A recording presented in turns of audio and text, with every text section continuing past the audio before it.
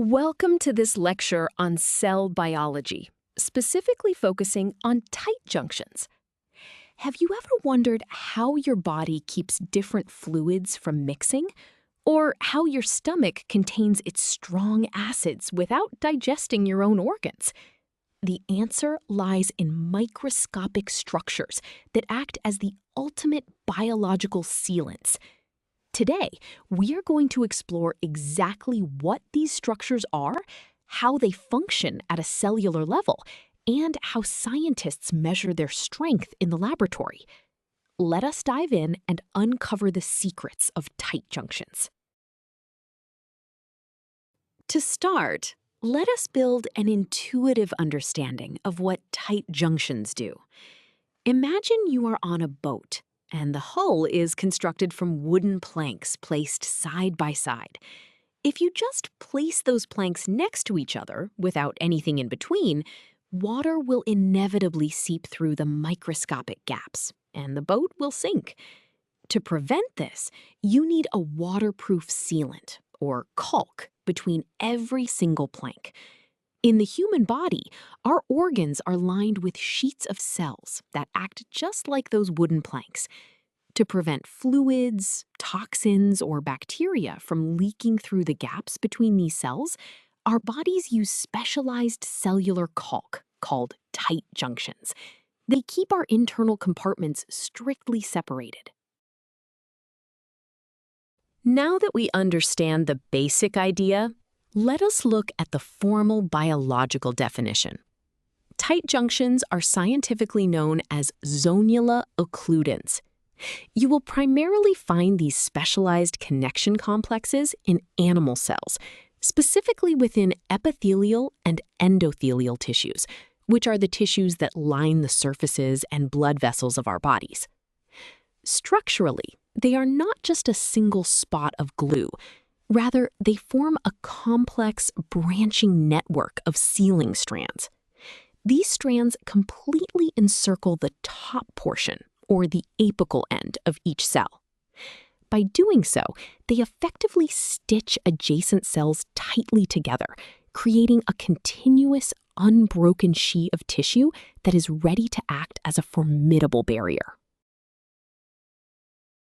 Building on that structural understanding, we must ask, what exactly are these sealing strands made of? They are primarily composed of specific transmembrane proteins, which are proteins that span across the cell membrane. The most notable and important of these are called claudins and occludens. Think of these proteins as the teeth of a zipper. They reach out from the membrane of one cell and physically interlock with identical proteins reaching out from the neighboring cell. By zipping the cell membranes together in this highly specific way, tight junctions effectively eliminate the extracellular space between the cells. This physical interlocking is what creates the highly selective barrier we rely on. Because these proteins zip the cells together so tightly, they fundamentally change how substances can move through a tissue. Specifically, tight junctions strictly regulate what is known as the paracellular pathway.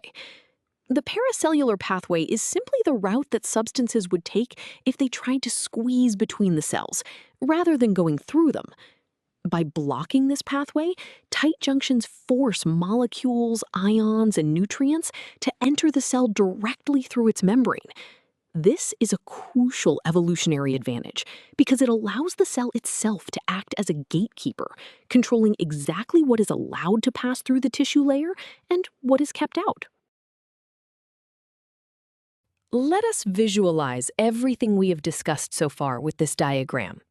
Here, you're looking at two adjacent epithelial cells. Notice the red arrow on the left. This represents the transcellular pathway, where substances pass directly through the body of the cell. Now, look at the blue arrow on the right, representing the paracellular pathway. See how it tries to go between the cells, but is completely blocked? That blockage is the tight junction. You can clearly see the claudin and occludin proteins acting like a zipper, interlocking across the gap to seal the cells together. This visual perfectly captures how the junction forces substances to take the regulated transcellular route instead of leaking through the gaps. Now that we can picture how they work, let us discuss why tight junctions are absolutely critical for our survival. They are the fundamental reason our bodies can maintain distinct, safe internal environments. Take your stomach, for example. It contains highly acidic digestive juices that are necessary for breaking down food. But these same juices would severely damage your internal organs if they ever leaked out. Tight junctions between the stomach lining cells act as an impenetrable wall, preventing this acid from escaping into your bloodstream and surrounding tissues. They keep the danger safely contained. Beyond the digestive system, these cellular seals play a vital role in protecting our most sensitive organs. In your head, tight junctions form the critical blood-brain barrier. You can think of this as a strict, microscopic security system. Blood carries nutrients, but it can also carry harmful toxins and pathogens. The tight junctions in the blood vessels of the brain ensure that these dangerous invaders cannot squeeze through into the delicate neural tissue. Without tight junctions, we would not be able to absorb nutrients efficiently. Our tissues would swell with leaked fluids, and severe infections would spread uncontrollably throughout our bodies. Understanding their immense importance naturally leads scientists to ask, how can we test if these barriers are healthy in a laboratory? In cell biology, researchers measure the strength and integrity of tight junctions using a clever electrical method. Because tight junctions restrict the flow of ions, and remember, ions carry electrical charge, they naturally resist the flow of electricity. Therefore, a stronger, tighter junction will resist electrical current much more than a weak or leaky one. This gives us a quantifiable metric known as transepithelial electrical resistance, commonly abbreviated as TEER. By measuring this electrical resistance, we can determine exactly how healthy and intact our cellular seals are. This brings us to the mathematical representation of barrier strength. The formula for calculating the standardized TEER value is RTEER equals the quantity R total minus R blank multiplied by A. Let us break down where this comes from. R total is the raw electrical resistance measured across the cell layer and the physical filter it grows on, measured in ohms. But we only want the resistance of the cells, so we subtract R blank, which is the background resistance of the empty filter and fluid alone. Finally, we multiply by A, the surface area in square centimeters. We do this because resistance naturally decreases as area increases. Multiplying by area standardizes the value, giving us RTEER in ohms times square centimeters.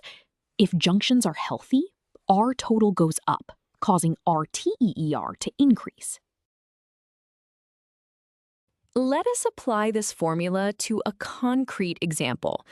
A researcher is testing a healthy layer of intestinal cells. We are given a surface area of 1.5 square centimeters, a total measured resistance of 420 ohms, and a blank resistance of 20 ohms. We need to find the standardized TEER. First, we isolate the resistance of the cells themselves by subtracting the blank resistance from the total. 420 minus 20 gives us a net cellular resistance of 400 ohms. Next, to standardize this measurement so it can be compared across different labs, we multiply this 400 ohms by the surface area of 1.5. This yields a final answer of 600 ohms times square centimeters. This high value physically indicates that the tight junctions are fully intact, creating a strong, watertight seal. Now, Let us see what happens when things go wrong. The same researcher adds a bacterial toxin known to degrade claudin proteins. The area remains 1.5 squared centimeters, and the blank is still 20 ohms, but the new total resistance drops drastically to 100 ohms. Using our formula, we first find the new net cellular resistance by subtracting 20 from 100, giving us just 80 ohms. This immediate drop shows electricity is passing through much easier. We then multiply this 80 ohms by the 1.5 surface area. Our final standardized TER is now 120 ohms times square centimeters. This massive drop from 600 down to 120 physically demonstrates that the toxin has destroyed the tight junctions.